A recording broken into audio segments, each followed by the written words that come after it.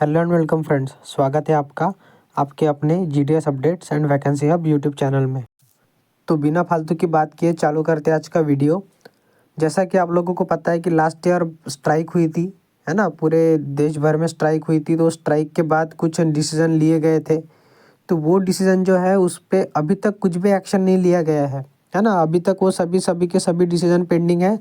तो वो डिसीजन के बारे में AIGDSU ने सेक्रेटरी ऑफ पोस्ट जो सेक्रेटरी है डिपार्टमेंट ऑफ पोस्ट के, उनको एक लेटर जारी किया है। तो वो लेटर में क्या क्या लिखा गया है, किस बारे में बात की है, क्या क्या हमारी मांगे थी और फिर से क्या मांगे रखी गई है इस लेटर में, सबकी बात करेंगे अपन। एक एक बात करेंगे, आराम से बढ़िया डिटेल में जानकारी लेंगे सबकी। वीडियो ज़्यादा लंबा बिल्कुल नहीं करूँगा मैं, शॉर्टकट में शॉर्ट बट स्वीट सारी जानकारी आपको दूंगा। तो अगर आप हमारे चैनल पर नए होंगे तो चैनल को सब्सक्राइब करिएगा। और जैसा कि आपको पता है कि मैं भी एक BPM के पोस्ट पे अभी काम कर रहा हूँ फ़िलहाल में। तो जो भी मैं जानकारी दूंगा एकदम ऑथेंटिक रहेगी। तो चलिए देखते हैं कि इसमें लेटर में क्या क्या है। तो सबसे पहले शुरुआत पॉइंट नंबर 1 से। तो जो पहली बात जो इस लेटर में रखी गई है वो है regularisation of GDS as a employees. तो सबको आपको पता है कि डिपार्टमेंट में GDS के लिए कोई जगह नहीं है। अपन जो है एक्स्ट्रा डिपार्टमेंटल में आते हैं GDS। तो इन्होंने सबसे पहले यही पॉइंट रखा है कि आप सबसे पहले तो GDS को एक गवर्नमेंट एम्प्लॉय का दर्जा दो, रेगुलर एम्प्लॉयज़ का। क्योंकि अब मैंने बहुत सारे जो स्पीचेस हुए हैं, नरेंद्र मोदी के हुए हैं, साथ में निर्मला सीतारमन के, जो भी है सब ने हमको कहा है कि GDS जो है वो डिपार्टमेंट का बैकबोन है। तो अगर GDS डिपार्टमेंट का बैकबोन है तो क्यों आप उसको डिपार्टमेंट में शामिल नहीं कर रहे हो, क्यों आप हमको अभी भी बाहर रख रहे हो, क्यों हमको अभी भी TRCA में रख रहे हो। हमको भी दीजिए रेगुलर एम्प्लॉयज़ का दर्जा। यही बात जो है यहाँ पे पॉइंट नंबर 1 में मेंशन की गई है। अभी पॉइंट नंबर 2 में जो है यहाँ पे पेंशन एंड रिटायरमेंट बेनिफिट्स। तो जैसा कि डाक विभाग में अंशकालिक आकस्मिक मजदूरों को पेंशन योग्य सेवा दी जाती है, तो वही GDS पर भी लागू होना चाहिए। नियमित कर्मचारियों के समान पेंशन लाभ के लिए सेवा की अवधि पर विचार किया जाना चाहिए, जिससे मौजूदा अन्यायपूर्वक भेदभाव को हटाया जा सके। तो अगर आप जैसे कोई पार्ट टाइम जॉब कर रहा है आपके इधर में, तो आप उसको पेंशन जो है वो दे रहे हो, तो आप GDS को क्यों नहीं दे रहे हो भाई। GDS भी तो काम कर रहा है, GDS तो बैकबोन है डिपार्टमेंट का। ये वाली जो बात है यहाँ पे सेकंड पॉइंट में रखी गई है। उसके बाद यहाँ पे है inclusion in the 8th central पे कमीशन।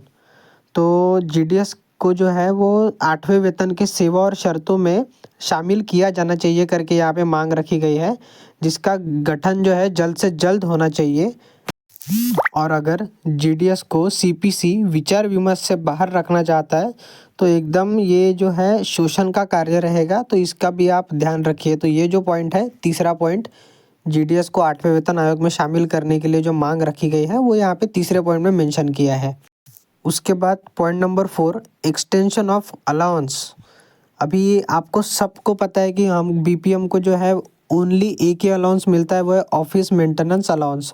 वो भी 500 रुपये मिलता है। तो आप ही बताओ भैया कि 500 रुपये में आप लोग रूम का रेंट देंगे कि वहाँ पे इलेक्ट्रिसिटी लगी होगी तो उसका बिल पे करेंगे, क्या क्या करेंगे आप 500 रुपये में। मैं खुद वहाँ पे ग्राम पंचायत के कॉम्प्लेक्स में मेरा ऑफिस है, लेकिन बावजूद उसके वहाँ पे इलेक्ट्रिसिटी प्रोवाइड नहीं की गई है क्योंकि वो कमर्शियल प्लेस है और ग्राम पंचायत से बहुत दूर है। तो मैं ग्राम पंचायत से भी वहाँ पे इलेक्ट्रिसिटी नहीं ले सकता। तो मैंने क्या किया है कि साइड की एक दुकान से इलेक्ट्रिसिटी मैं वहाँ से लिया हूँ कि भाई मेरा ऑफिस जो है वो मैं 5-6 घंटे यहाँ पे बैठता हूँ, तो आप उतने टाइम के लिए मुझे इलेक्ट्रिसिटी दीजिए। तो उसी के लिए मैं 300 रुपये दे रहा हूँ उसको महीने का। अगर 300 रुपये मेरा वो इलेक्ट्रिसिटी में जा रहा है बस, उसमें फिर मुझे स्टेशनरी लानी है, कुछ कहीं पे अपने को बहुत सारी प्रिंट निकालना पड़ता है, कुछ करना पड़ता है, वो सब का खर्चा हम कहाँ से मेंटेन करेंगे। तो यहाँ पे चौथे जो पॉइंट है यहाँ पे वही बात मेंशन की गई है कि GDS जो है वो डाक सेवाओं के व्यापार, बैंकिंग और विपणन में महत्वपूर्ण योगदान देता है, खासकर ग्रामीण क्षेत्रों में। और वर्तमान में नियमित विभागीय कर्मचारियों द्वारा प्राप्त house rent allowance, transport allowance और सिटी कंपेंसेटरी अलाउंस CCA को बिना किसी देरी किए GDS को भी दिया जाना चाहिए, जो कि एकदम वैलिड मांग रखी गई है। कि जैसे आप रेगुलर एम्प्लॉयज़ को जैसे आप HRA, TA, CCA जो देते हो, तो वो आप GDS को भी दो। उसके बाद मांग नंबर 5 यानी पॉइंट नंबर 5 में है vehicle allowance for speed post deliveries. अभी हम सब लोग जैसे दूर दूर से आते हैं, है ना, कोई भी अपने गांव में जो खुद के एरिया में बहुत कम लोग ऐसे हैं खुशनसीब लोग बोलेंगे जिसको कि वो अपने खुद के एरिया में है। मैक्सिमम लोग हम अदर एरिया में रह रहे हैं। तो उसमें क्या होता है कि जैसे स्पीड पोस्ट हो गया, रजिस्ट्री हो गया या फिर जो भी लेटर है, अगर हम उसको डिलीवर कर रहे हैं तो अपने खुद के पर्सनल व्हीकल से कर रहे हैं। तो यही बात जो है यहाँ पे यूनियन ने रखी है कि जैसे स्पीड पोस्ट है या फिर आपके जो भी रजिस्ट्री पोस्ट है, ये जीडीएस जो है अपने खुद के पर्सनल व्हीकल से डिलीवर कर रहे हैं, तो आप उसको व्हीकल अलाउंस जो है स्पीड पोस्ट डिलीवरी पे मिलना चाहिए करके यहाँ पे पॉइंट नंबर 6 में मेंशन किया है। उसके बाद है पॉइंट नंबर 5 में मेंशन किया है उसको। पॉइंट नंबर 6 है मेडिकल बेनिफिट। मेडिकल बेनिफिट में जैसा कि आपको पता है कि बहुत लॉन्ग पेंडिंग डिमांड है ये, जो कि बहुत दिनों से पेंडिंग है कि जीडीएस को भी जो है मेडिकल अलाउंस या फिर देना चाहिए, लेकिन वो अभी तक पूरा नहीं हुआ। तो जल्द से जल्द इसको भी पूरा किया जाना चाहिए। उसके बाद पॉइंट नंबर है 7। यहाँ पे है 5 घंटे की जो कार्य सीमा है अपनी, जैसे पाँच घंटे की जो लिमिट है हमारी 4 से 5 घंटा, उसको आप ख़त्म कर दीजिए। यहाँ पे उनको जो है बढ़ा के 8 घंटा या 10 घंटा कर दीजिए, ऐसा यहाँ पे बोला गया है। उसके बाद है point equal pay for equal work, है ना। तो जैसे जितना आप काम करेंगे उतना ही हमको पेमेंट जो है यहाँ पे चाहिए, ऐसा यहाँ पे पॉइंट नंबर 8 में जो है मेंशन किया गया है। यहाँ पे साफ शब्दों में कहा गया है कि जीडीएस को समय संबंधित सतत भत्ता यानी टीआरसीए के बहाने उचित वेतन से वंचित किया जाता है। उनकी वेतन वृद्धि को वार्षिक वृद्धि कहा जाता है और उनके बोनस को एक्स ग्रेटिया बोनस कहा जाता है, जो जानबूझकर उनकी सेवा को कम करके आखा जाता है ना। 1/1/2004 से पहले सेवा में होने के बावजूद उन्हें पुरानी पेंशन योजना से बाहर रखा गया है और उनकी ग्रेच्युटी को वेतन समिति द्वारा अनुशंसित 25 लाख के बजाय अनुचित रूप से 1.5 लाख तक सीमित कर दिया गया है। इसके अलावा 3 स्तरीय पदोन्नति प्रणाली, मतलब जो होता है ना 12-24-36, वो भी केवल नाम के लिए लागू किया गया है। उसका कोई भी अभी तक इकोनॉमिकल फ़ायदा किसी भी जीडीएस को नहीं हुआ है। तो ये जो शोषण है ये भी बंद होना चाहिए करके यहाँ पे स्ट्रिक्टली यहाँ पे जो चीज़ है मेंशन की गई है 8वें पॉइंट में। उसके बाद है पे एनुअली रिजोल्यूशन, यानी कि क्या हुआ है कि जब कमलेश चंद्र कमेटी का गठन हुआ था 7वें वेतन आयोग के टाइम पे, तो वरिष्ठ जीडीएस को उचित वेतन निर्धारण जो है वो नहीं मिला है।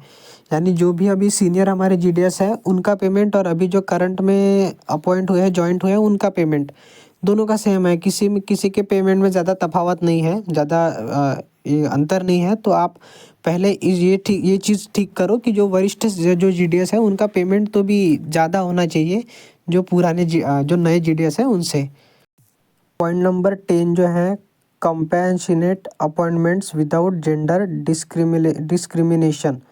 जब किसी जीडीएस की जो डेथ हो जाती है ना, तो उनका जो भी क्या बोलते हैं इसको, कंपेंशनेट अपॉइंटमेंट जो है वो यहाँ पे बस उनके बेटे को मिलता है या बेटी को वगैरह नहीं मिलता यहाँ पे। तो ये जो चीज़ है यहाँ पे उन्होंने मेंशन की है कि ये जो चीज़ है कि आप बेटा बेटी में इनमें फ़र्क ना करें, जो भी अगर जीडीएस को बेटा हो बेटी हो सबको समान हक मिलना चाहिए। तो ये चीज़ यहाँ पे 10वें पॉइंट में मेंशन की। उसके बाद है restoration of combined duty allowance, CDA, जो हमको मिलता है ब्रांच पोस्ट मास्टर को, कि जैसे अगर कहीं पे एबीपीएम नहीं है तो वो एबीपीएम का काम भी बीपीएम ही करता है, तो उसके लिए सीडीए दिया जाता है, कंबाइंड ड्यूटी अलाउंस। तो वो किसी किसी एरिया में अभी भी नहीं मिल रहा है, और जैसे किसी का ट्रांसफ़र हो जाता है तो वो उनको सीडीए कुछ महीनों तक नहीं दिया गया है बहुत से सर्कल में। तो आप वो जो सीडीए है जल्द से जल्द आप रिलीज़ करिए और उसका एरियर भी रिलीज़ करिए जितने दिनों से अभी तक उनको सीडीए नहीं मिला है उसका। ये जो है पॉइंट नंबर 11 में यहाँ पे मेंशन किया गया है। उसके बाद है point number 12, absorption of GDS in IPPB banks. अभी जैसा कि आप लोगों को पता है और हम लोग करते आ रहे हैं कि जीडीएस स्टाफ जो है वो आईपीपीबी के जीडीएस स्टाफ जो है वो आईपीपीबी बैंक में ही काम कर रहे हैं, ऐसा ऐसा मानेंगे तो भी चलेगा। फुल टाइम बैंक एम्प्लॉयज़ बन चुके हैं हम लोग। मैक्सिमम काम हमारा आईपीपीबी का होता है। पीएम किसान आए तो निकालो, कुछ आए तो निकालो, हर योजना के पैसे आईपीपीबी से निकालते हैं। उसके बाद भी हमको वहाँ पे कुछ भी फाइनेंशियल इंक्रीमेंट नहीं मिलता, एक फ़िक्स सैलरी नहीं दी जाती, कुछ नहीं दिया जाता, हमको मिलता है तो क्या बस इंसेंटिव। तो ये चीज़ जो है यहाँ पे रखी गई है कि ये जो आपका रवैया है इस तरीके से कि आप जीडीएस को एकदम आईपीपीबी के एम्प्लॉयज़ बना दिए गए हो, लेकिन बावजूद उसके उनको कुछ ना फिक्स सैलरी मिलती है, ना उनको फाइनेंशियल कुछ बेनिफिट हो रहा है। तो जल्द से जल्द इस चीज़ में सुधार होना चाहिए। ये जो पॉइंट है, मतलब ये चीज़ यहाँ पे मेंशन की गई है। पॉइंट नंबर 13 में है वर्कर पार्टिसिपेशन इन मैनेजमेंट। यहाँ पे धोखाधड़ी जैसे होती है ना, आईपीपीबी फ्रॉड हो गया, कुछ टेक्निकल प्रॉब्लम होती है, कुछ सॉफ्टवेयर का प्रॉब्लम होता है, तो उसको सॉल्व करने के लिए एक उच्च स्तरीय समिति का यहाँ पे गठन होना चाहिए करके यहाँ पे मेंशन किया गया है। इसके बाद है unreasonable daily targets leading to harassment. अभी सबको पता है, सब लोग इस चीज़ से परेशान है कि भाई टारगेट टारगेट टारगेट, 50 खाते खोलो, 100 खाते खोलो। 50 खाते खोलने के बाद दूसरे वीक में और आता है कि 50 खाते खोलो। ये सब जो चीज़ है ये आप बंद करो, क्योंकि इससे बहुत ज़्यादा हरासमेंट होता है जीडीएस को। क्योंकि रोज़ रोज़ रोज़ रोज़ कहाँ से इतने खाते लाएंगे? छोटे से गांव की लोक संख्या कितनी होती है? 1500, 2000 गांव के लोग, 2000 गांव के, मतलब 2000 लोगों के गांव में से हम कितने खाते निकालेंगे भाई? ये सब चीज़ें जो है अभी आपको समझनी चाहिए, और एक फेयर वर्कलोड जो है वो यहाँ पे मैनेज करना चाहिए। तो आप ये जो भी अननेसेसरी, जो अनरीजनेबल और अननेसेसरी टारगेट जो है उसको आप बंद करो करके यहाँ पे मेंशन किया गया है। इसके बाद है point number 15, shortage of essential stationery and form. बहुत से बीओ में स्टेशनरी नहीं मिलती आपको, कभी पेपर प्रिंटिंग के रोल नहीं मिलेंगे, कभी आपको जो मेल लिस्ट है वो नहीं मिलेगी, कभी आपको डेली अकाउंट के फॉर्म नहीं मिलेंगे, कभी पीआर बुक नहीं मिलेंगी। इस तरीके से बहुत बार हमारे एसओ में भी यही चीज़ है, और मैक्सिमम सर्कल में, मैक्सिमम डिविजन्स में ये सब प्रॉब्लम देखने को मिलती है। तो जल्द से जल्द आप ये प्रॉब्लम भी रिसॉल्व करो। उसके बाद का पॉइंट है outdated infrastructure and lack of digital equipment. हम इतना बड़ा लाखों का ट्रांजैक्शन डेली का कर रहे हैं, काय में? वो एक छोटे से मोबाइल में, जिसकी चार्जिंग कभी कभी डाउन हो जाती है, जिसका नेटवर्क बराबर नहीं रहता। मैक्सिमम गांव ऐसे है कि जहाँ पे नेटवर्क नहीं है, टावर नहीं है। ऐसी जगह पे हम किस तरीके से काम करेंगे? तो जल्द से जल्द आप हमको desktop computer, printers and stable network facility जो है ब्रांच ऑफिस को प्रोवाइड करो। ये मांग यहाँ पे पॉइंट नंबर 16 में मेंशन की गई है। Point number 17, lack of proper office spaces for Gramin Dak सेवक। सबका ये प्रॉब्लम है। बहुत से लोग मुझे भी पूछते हैं कि भैया अभी हम जो ऑफिस के लिए जगह नहीं मिल रही है, कैसा करेंगे? और डिपार्टमेंट हमसे पहले स्टैम्प पे लिखवा लेता है कि हाँ भाई, इस ऑफिस के लिए जो जगह है मैं खुद देख लूँगा। और जो कि हमको सबको पता है कि गाँव गाँव क्यों ना हो गया, लेकिन 400 और 500 रुपये में अभी ऑफिस मिलना बहुत ही, मतलब रेयर कंडीशन हो गई है। तो ये चीज़ के लिए आप थोड़ा सा जो है अभी डिपार्टमेंट ने जो है ध्यान देना चाहिए कि आप ग्राम पंचायत हो गया या फिर ग्राम पंचायत जैसे जो भी ऑफिसेस है, वहाँ से आप अरेंज कराओ, और जीडीएस को एक प्रॉपर ऑफिस पूरी पूरी सुविधाओं के साथ जो है अभी प्रोवाइड करो करके यहाँ पे मांग की गई है। आखिरी पॉइंट है यहाँ पे, straightening rural postal services for community development. अभी सबको पता है कि जो ग्रामीण भागों में जो भी पोस्ट ऑफिसेस है वो एक मतलब डिपार्टमेंट की रीढ़ की हड्डी है, जैसे सब लोग बोलते हैं बैकबोन है, और सच में है। तो आपका मैक्सिमम जो बिज़नेस है वो गांव से ही होता है। तो आप गांव में अभी जैसे ऊपर के पॉइंट में मेंशन किया है कि आप हमको स्पेशल ऑफिसेस दो, प्रॉपर ऑफिसेस, तो वैसे ही आप छोटी छोटी बिल्डिंग्स जो है डिपार्टमेंट की तरफ से गांव गांव में भी बननी चाहिए। ये यहाँ पे जो है मेंशन किया गया है यहाँ पे आखिरी पॉइंट में। तो आज की वीडियो में बस इतना ही था। आप बताना कि ये जो पॉइंट जो रखे हैं, जो मांग रखी है यूनियन ने, क्या ये वैलिड है? मेरे हिसाब से देखा जाए तो जितने भी 18 के 18 पॉइंट पूरे प्योर वैलिड है। इसमें अपन कुछ भी जो है दो राय नहीं कर सकते। सारी सब चीज़ें इसेंशियल जो है इसमें मांग की गई है। आपको क्या लगता है? आप भी अपनी राय कमेंट में दीजिए। और और अगर आपको वीडियो अच्छा लगा होगा तो प्लीज़ उसको लाइक करिए, और चैनल पर नए होंगे तो सब्सक्राइब करिए, और अपने दोस्तों के साथ भी शेयर करिए, ताकि ये जानकारी ज़्यादा से ज़्यादा लोगों तक पहुंचनी चाहिए। Thank you.